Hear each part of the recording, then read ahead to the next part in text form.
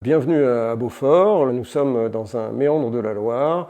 C'est le deuxième château de la Loire depuis la source, depuis le Gerbier des Joncs. Il occupe un piton, il a une particularité, il est sur 360 degrés, il n'est pas du tout sur un éperon comme c'est généralement le cas. Voilà, donc moi je suis arrivé ici comment? Alors c'est très simple, moi j'ai mon dernier fils qui était passionné de châteaux petits.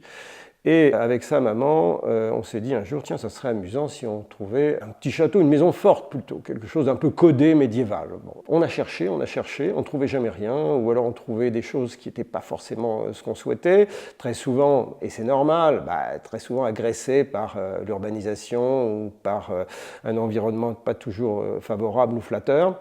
Et le hasard a voulu qu'un jour, j'ai appris que le château de Goudet était à vendre. Donc, je suis venu voir, ce qui était un peu catastrophique parce que tout était effondré de partout. C'était un cloaque absolument épouvantable, il y avait des canettes de bière, des feux de camp, enfin, bon bref, c'était horrible. Donc là-dessus, j'ai eu le propriétaire. Alors le propriétaire est très connu, c'est Michel Guyot. C'est l'initiateur du château de Guédelon, c'est le propriétaire du château de Saint-Fargeau. Et donc je l'ai appelé en lui disant, dites-moi, le château de Beaufort est à vendre. Et il me dit, oui, il est à vendre, mais vous n'en ferez rien, vous savez, parce que tout est classé. D'ailleurs, la DRAC a fait un diagnostic. Dans 15 ans, il n'y aura plus rien. Tout tombe, chaque année, il y a des morceaux qui tombent. Bon, de toute façon, mais vous ne pourrez rien faire. Bon. Et bon, moi, j'ai des fulgurances. Ça m'a pris comme ça. Je lui dis, j'achète. Le temps a passé, enfin, la semaine a passé. J'ai sorti quelques crayons. Et comme tous les architectes qui savent se servir à peu près d'un crayon, je sais, c'est de plus en plus rare. Et j'ai commencé à dessiner. Et au bout d'un petit moment, j'avais, et bien entendu, un architecte en liberté, c'est un danger public, hein, j'avais dessiné le château de Guido de Bavière, bien sûr.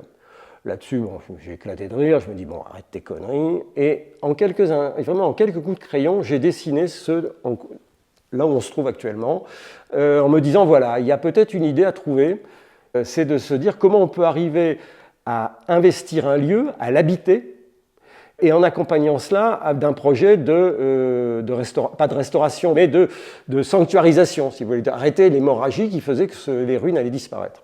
Donc là-dessus, je me dis, il faut quand même que je vois s'il n'y a pas quelques archives. J'ai appelé Martin de Framont, le directeur des archives départementales, je lui ai posé la question, il m'a dit, oh là là là là, il m'a dit, mais arrête, tu feras rien, c'est classé, etc.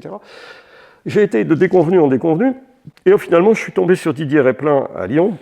Et je lui dis, tu sais Didier, le château de Beaufort, ça te parle, toi qui as été pendant longtemps architecte de la Haute-Loire, du patrimoine. Il me dit non, ça ne me dit rien. Puis moi, il me dit, mais il me dit, il y a encore quelque chose là. Il me dit, oui, ça me dit finalement quelque chose. Il me dit, mais c'est tout classé. Je dis, oui, mais j'ai une idée. Non, il me dit, cherche pas, il n'y a pas besoin d'avoir d'idée, tu feras rien. Là-dessus, il m'a regardé mes croquis, et puis il m'a dit, non, bon, il m'a dit, c'est intéressant, mais tu ne le feras jamais. Puis au moment de partir, de se quitter, il m'a dit, mais tu l'as vraiment acheté? Il m'a dit, fais la demande, tu verras. Mais je te préviens, la directrice de la DRAC de Clermont, elle est très exigeante et ça m'étonnerait qu'elle accède. Voilà. Et puis c'est parti de là. Et puis au bout de 2 ans, j'ai réussi à obtenir les autorisations en question. En clair, la démarche de la DRAC, c'est de dire, après tout, c'est un architecte. Il propose un projet vertueux, réversible, on peut le démonter, il ne touche pas, il se pose à l'intérieur, il n'altère pas le paysage, ça reste très soft. Bon, pourquoi pas?